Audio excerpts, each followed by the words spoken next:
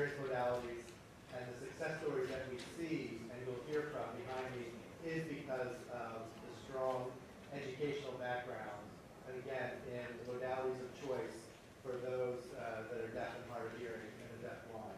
And so both of these bills really have been a culmination of working with stakeholders across the board and have what they need to succeed in school, as I've said, and it allows for a balance between students who learn through either ASL, spoken English, or Thank you so much, Tony. Thank you for sharing your story. I'm sure your mother and her advocacy uses group. She failed with me. I was thinking it. I just didn't want to say it. Association of the Deaf. I'm also past president of the New Jersey Association of the Deaf. Currently, I am the executive director of the Walden School as the Learning Center for the Deaf. There we employ a bilingual, bicultural approach to working with a comprehensive therapeutic and educational services for deaf and hard of hearing children who have challenges like severe social emotional issues that prevent them from succeeding in classrooms elsewhere. I want to tell you that language deprivation is real. Many doctors and psychologists and psychiatrists that I've worked with have seen this.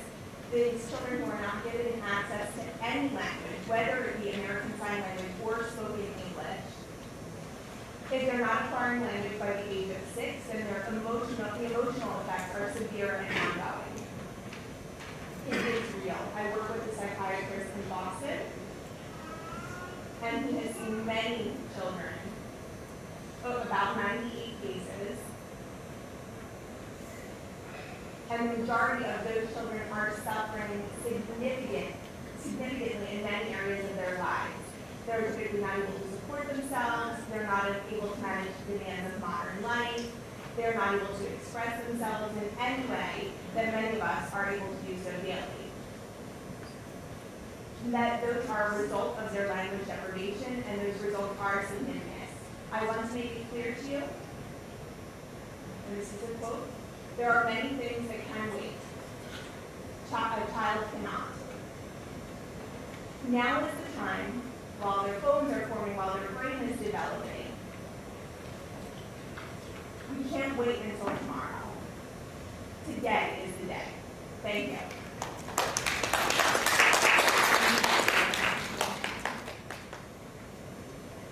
I'm very lucky that my family was exposed to a variety of information from the time I was born. And I was born in the 1960s, and that was very rare to occur at that time to have that exposure to language. I had role models of deaf adults and professionals beginning at the, I did not have exposure to deaf adults and professionals, so I didn't have a great sense of self-esteem as a deaf child. I was able to learn to speak, but they only taught me how to speak. They didn't teach me the language, the grammar, and the structure of English itself. So for people who wear hearing aids, that is not equivalent to your placing eyeglasses for a vision loss. If you go to the eye doctor and they place you a specific set of eyeglasses that makes the acuity of your vision 20/20, that's very different than the experience of having a hearing loss and using a hearing aid. It does not bring your hearing levels back to a typically hearing level. And I think that's critical to understand. So it was quite a struggle to understand spoken English, also to lip read. Only 30% of spoken English is able to be visually lip read. 70% of what we speak is happening inside of the mouth. So it's not able to be lip read. And if you can't hear well, it's nearly impossible to be able to lip read because clearly you can't see inside a person's mouth as they are speaking. Any deaf or hard of hearing child to learn how to speak through speaking alone. And that's why we need to provide visual access to support language development. Therefore, supporting all of the transitions and all of the phases that bring a child to success as an adult. Thank you. Good morning. I'm walking on the side, but my side is slow. Continue to fast after we get 3 minutes, so I'll have to speak then Frank. So, Chairwoman.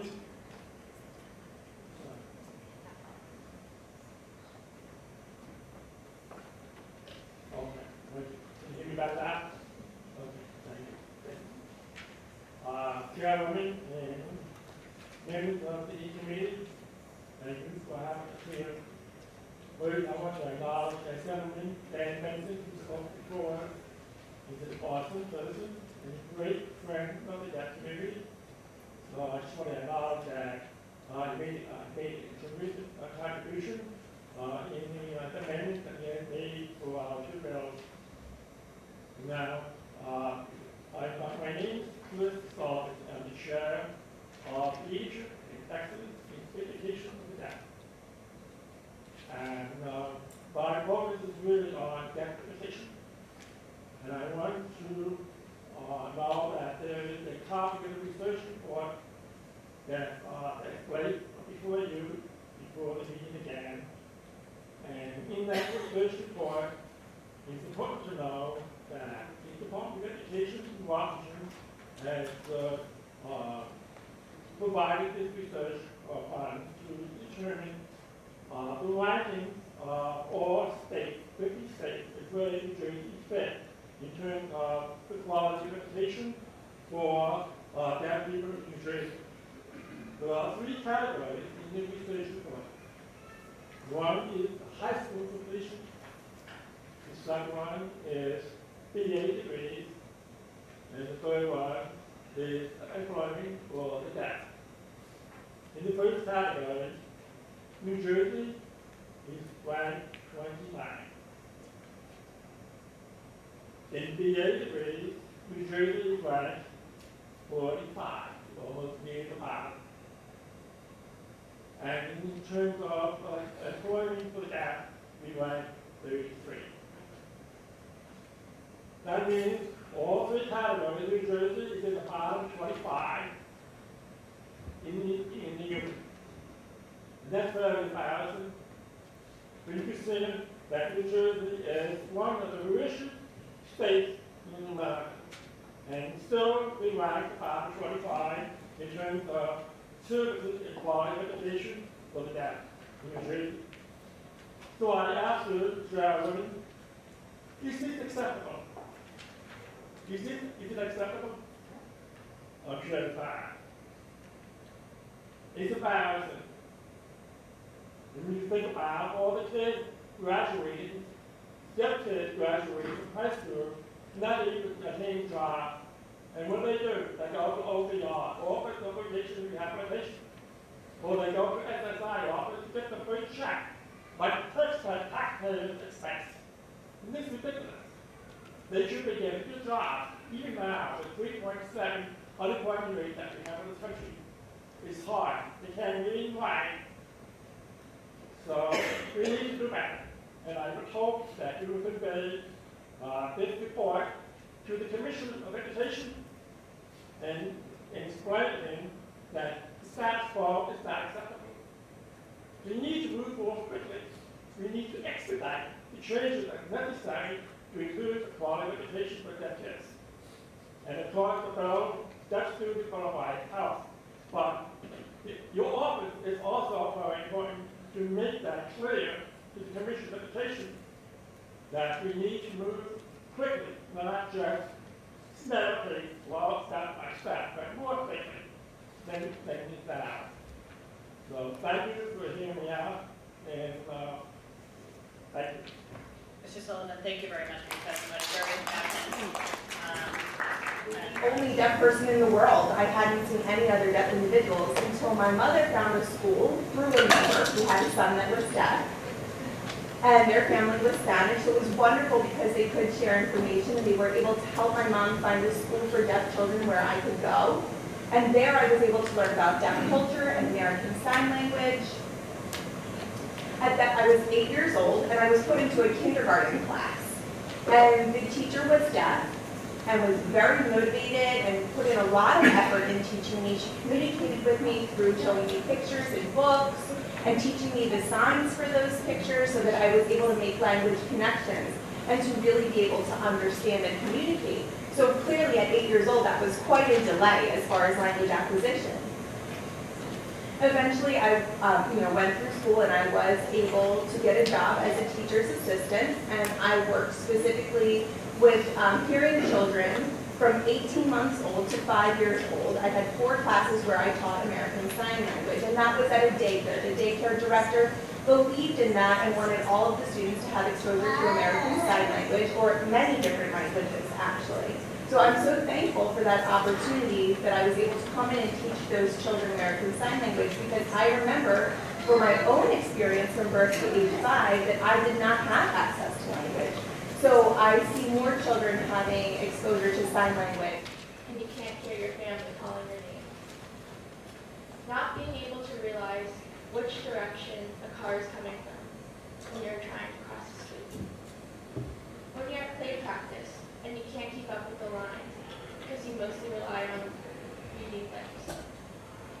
These are the shoes that a hearing impaired person or deaf person walks in every day. Today is a day that can never be taken back. Today is a day where others will see my disability as a culture. Today is a day that we can learn something and produce good out of it. My name is Kirsten Keeley. I'm 15 years old, and I'm a part of the deaf community and culture. I was born completely deaf in my left ear, and ironically, I never knew the meaning of deaf. I had a severe speech impediment and required intensive speech therapy every day for 3 years. I constantly told my friends, family, and teachers to speak on my right side so that I would be able to hear them. I never thought that this was abnormal. I never thought I was different. Until one day, 5 years ago, I was diagnosed with a moderate sighted hearing loss. In my good ear, my right ear, the ear I always relied on, I found out that I needed a hearing aid. I was in utter shock. All I could think was how others would view this, instead of the educational memories, information, and research that I was about to embark on. I had no knowledge of anything deaf associated. I grew up in the hearing. Almost instantaneously did I have the itch to learn ASL, American Sign Language, and to learn more of my unique, not different traits. I became involved in my school's ASL club, meeting those hearing impaired as well as beginners to learn the language. As I immersed myself in research and culture, I discovered that Ocean City High School had the most impactful ASL program in New Jersey, and is a big factor of my move there. I now use a hearing aid for my right ear, yet I don't use anything for my left ear, as nothing can assist it at this time. However, as it connects to my hearing aid in classrooms, events, and going out to dinner, I use a modern usage of an FM system called a Roger. This has been a life-changing addition to my hearing. I am now able to participate in the classroom, and I can finally be in a conversation with my family at dinner. Not only have I been educated, but I've done some educating. Over the past 3 years, I've raised over $67,000 for the Hearing Loss Association of America for their National Walk for Hearing, helping areas in need of educating their towns, schools, and civilians about hearing loss, sign language importance, and deaf culture. After this year, I will have raised a total of $87,000 over the course of 4 years, with 40% going towards Ocean City High School's ASL Club this year, paving new resources and equipment for ASL education. This experience of learning sign language and using my Roger has created another world for myself and many others. These past 5 years have been the most humbling, exciting, and educational years I've ever experienced. I hope that others will feel proud and have protected rights to be deaf and or hearing impaired, giving children and families the opportunity to be educated about their culture and community. I've learned a language that has changed my life within and outside of school. I now have experienced some of the biggest highlights and opportunities of it because of you.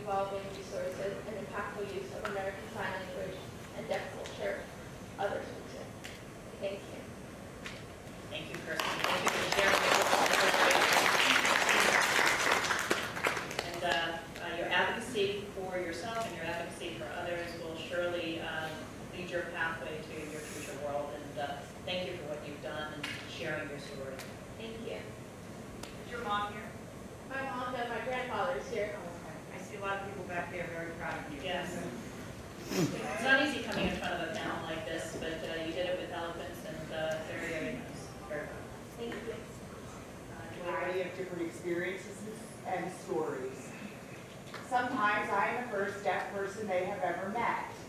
I meet those students with their parents, and when they meet me, I speak fairly clearly and I can sign very well.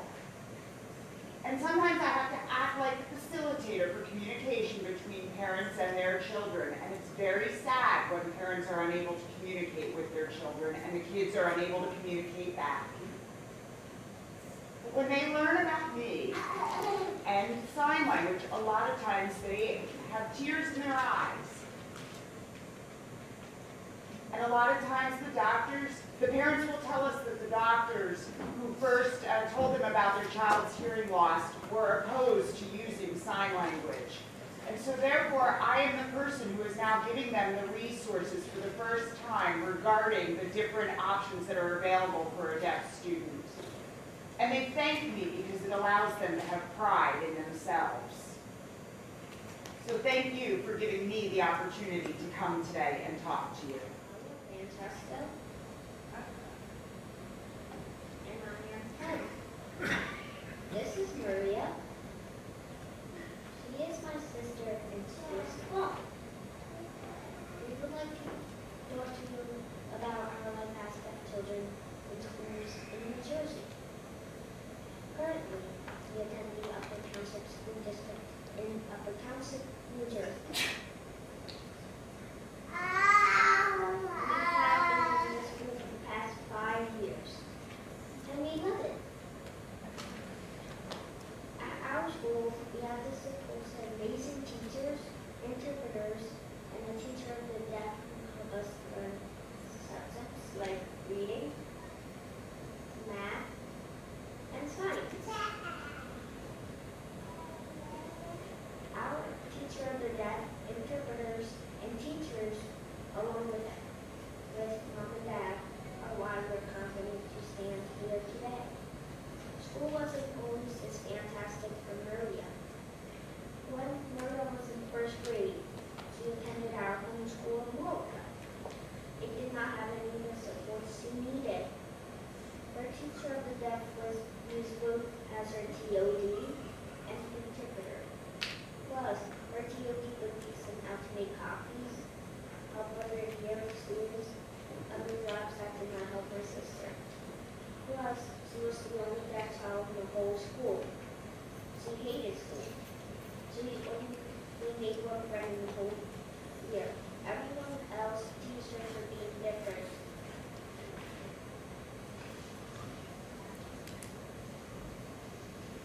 When I started school in third grade at Upper, I was really behind in my teachers, TOD and interpreter, worked hard to help me catch up.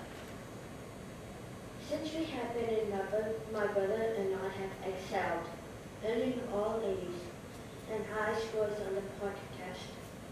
We also have deaf friends and hearing friends that know ASL. We are involved with activities such as choir, cross-country, student council, and more.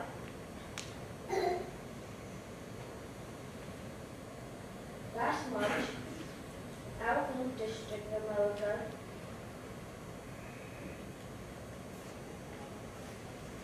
tried to move us out of Upper because they found another school closer to our home. America never considered that moving my brother and I could hurt our education. We are two deaf children who were successful in different placement of Upper Township. Luckily, we were allowed to remain in our school, and we are scared Moco will try to move us again. We should have some say in remaining in our Clinton school. It's fine. My name is Carrie Poe. I live in Estelle Manor, down in Atlantic County, so it is the southern part of the state. And I am one of the leaders in the deaf community. I am the Vice President of the New Jersey Association of the Deaf, and I am here today to share my support of these bills. Specifically to develop the resource guidelines for parents and to identify language and identify language acquisition for deaf and hard of hearing children. I am a third-generation deaf person, and ASL, American Sign Language, is my first language. I have an enormous amount of respect for my parents who fought for my right to my education.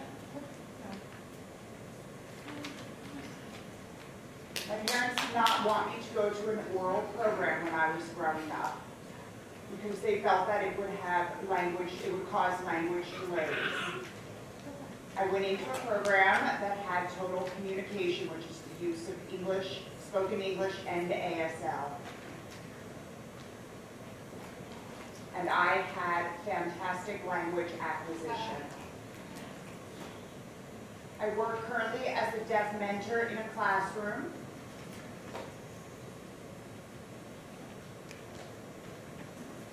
And I work with a boy who's 4 years old. He's actually here today. And I have witnessed firsthand a child who feels loved, who has language, American Sign Language. Sometimes a child will point to a picture, and he will say, I will say, do you notice the sign of that? And he will say, no. And then the word will be under the picture, and I will finger spell what that word is. Perhaps it's create. Let's use that as an example. I will finger spell the word create over and over again for that student.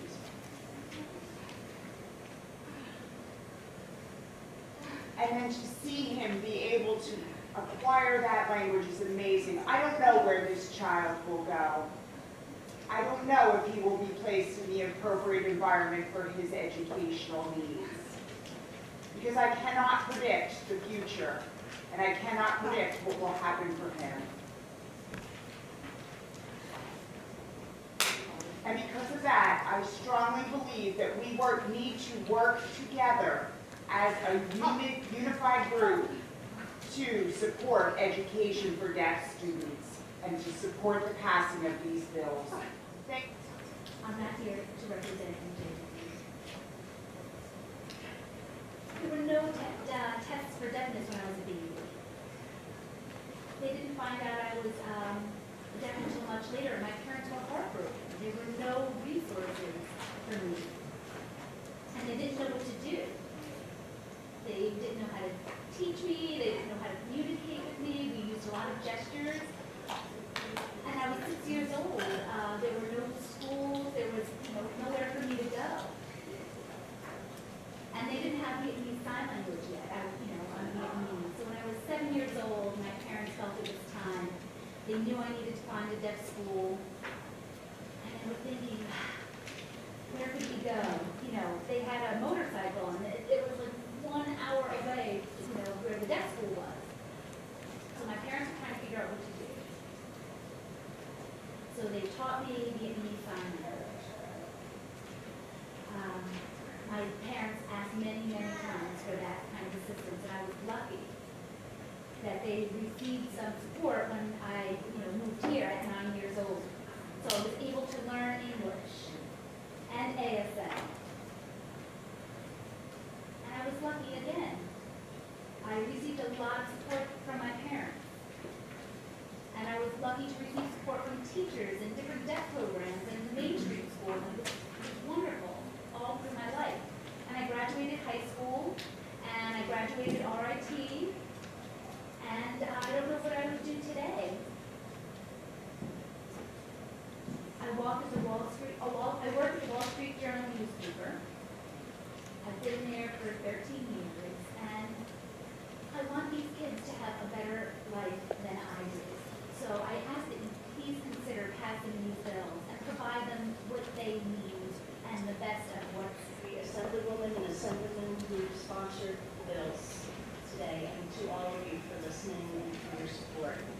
truly a privilege to speak to all of you today. My name is Amy Anderson, and I'm the 2018 New Jersey State Teacher of the Year. I have been a teacher of the deaf and teacher of American Sign Language for the past 23 years. Currently, I teach American Sign Language at Ocean City High School, and I am so proud to have my high school students here today. After spending the past year traveling the state as Teacher of the Year, I realized that right now there are some insurmountable obstacles for deaf children in New Jersey. Within 1 or 2 days of birth, babies are identified as deaf or hard of hearing, and parents receive information about how to make sure their child can communicate. Most often, parents are told to avoid using sign language because it will prevent their child from ever learning to speak. Parents are counseled on how to fix their broken child and given false hope of a supposed cure for being deaf. Consequently, the majority of deaf children are raised in speaking-only environments and not exposed to sign language until after they are 5 years old, and sometimes not ever. Parents often have no idea how to find deaf mentors or places to learn American Sign Language. And this is what happened with both families that you've heard from today, and unfortunately what has become the norm for families in New Jersey. Studies show that children acquire language naturally when they are surrounded by a language that is accessible to them, meaning they can hear it without obstacle or see it without obstacle. For deaf children, it stands to reason that the language that they can acquire naturally is a visual language. All children need and deserve an accessible language. However, 96% of the parents of deaf children are hearing, and through no fault of their own, do not know sign language, let alone have a fluency level in ASL to provide regular interactive language for their deaf babies. The focus becomes on only pursuing language in an auditory spoken mode, a mode that carries significant obstacles for a child who is deaf or hard of hearing. And this often leads to language deprivation and diminished cognitive capability. Like states across the country, in New Jersey, we place significant emphasis on standardized testing, yet currently, we do not monitor language milestones in our deaf and hard of hearing babies in New Jersey. If a deaf baby learns some signs, we are happy. It's good enough. I'm here to say it is not enough. Our deaf children deserve higher expectations and a system that believes in their potential.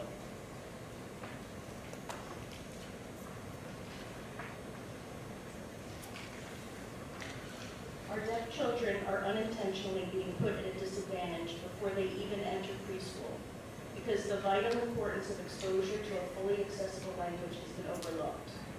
I know that the bills before you will facilitate a change that will make a significant difference for deaf children in New Jersey. All deaf babies deserve accessible goals, dreams, and family relationships.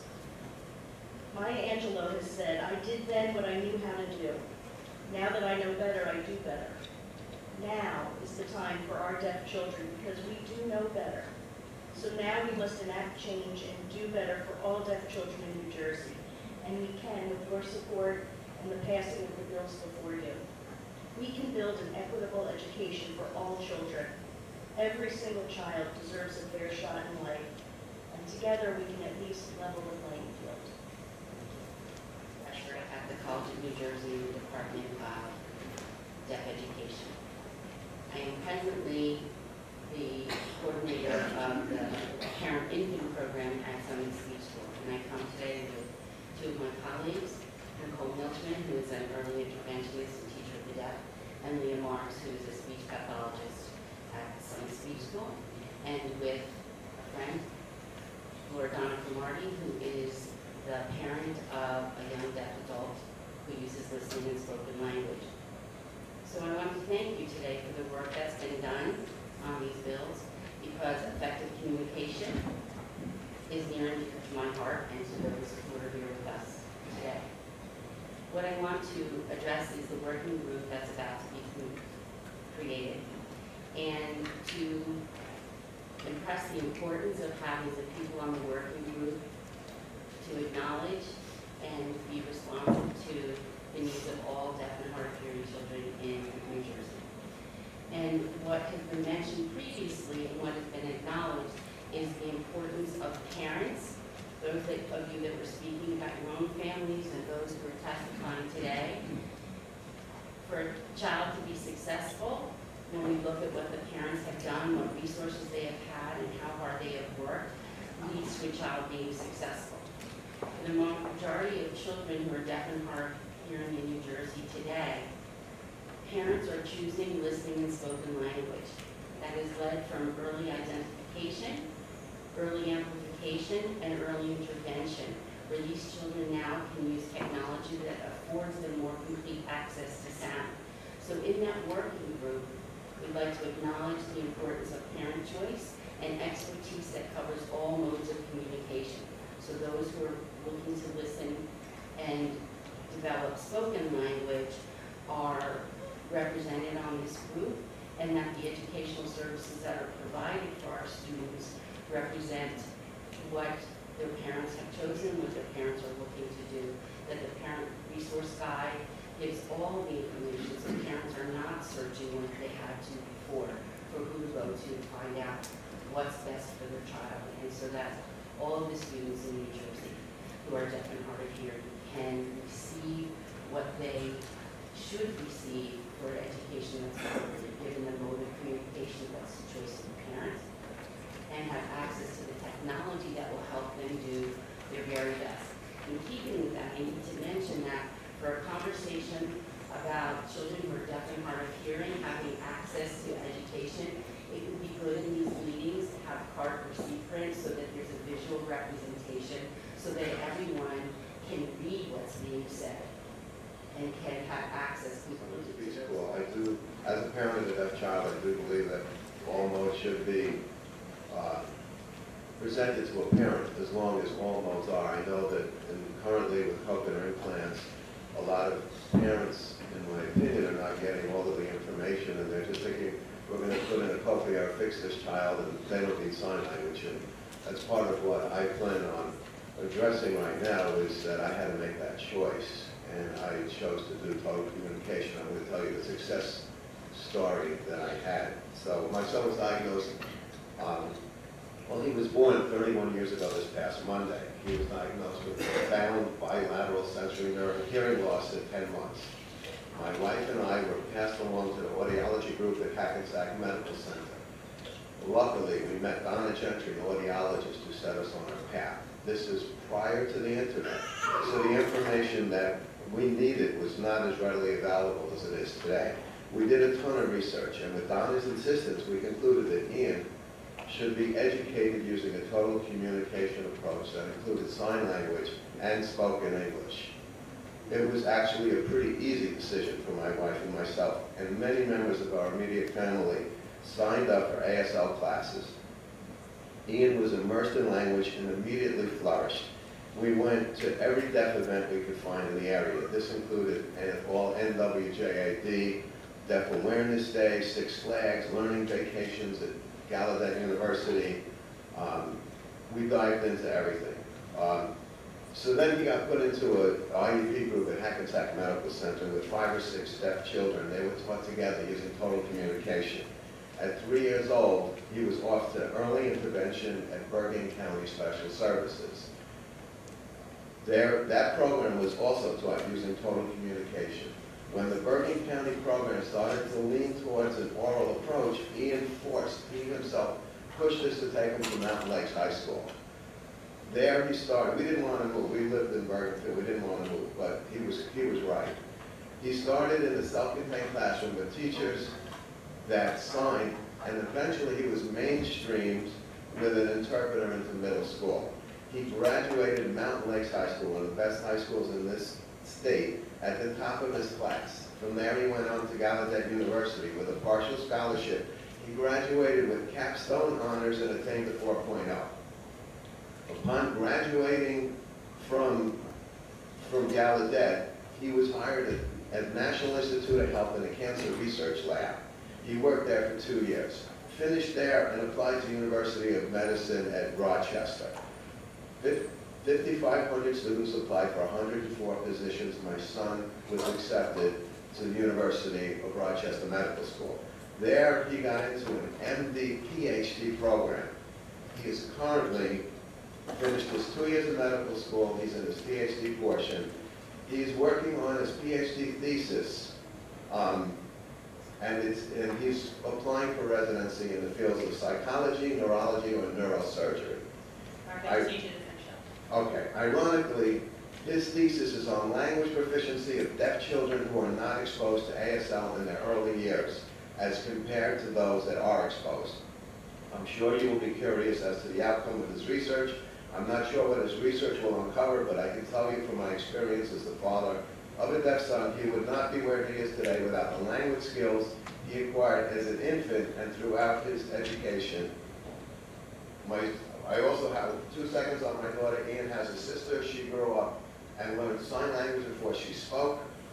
She graduated Rutgers with an English degree. She's now an interpreter for the deaf and doing very well. I've taught sign language. Lynn Jacobs is behind me. We've taught sign language. I just think that as long as the parents are exposed to the deaf sign, that sign language is a choice, and not when you got a cochlear implant, you're fixed and you're good to go. I think we'll be fine, and that's what I need to say today. Thank you for your time. Mark, thank you very much.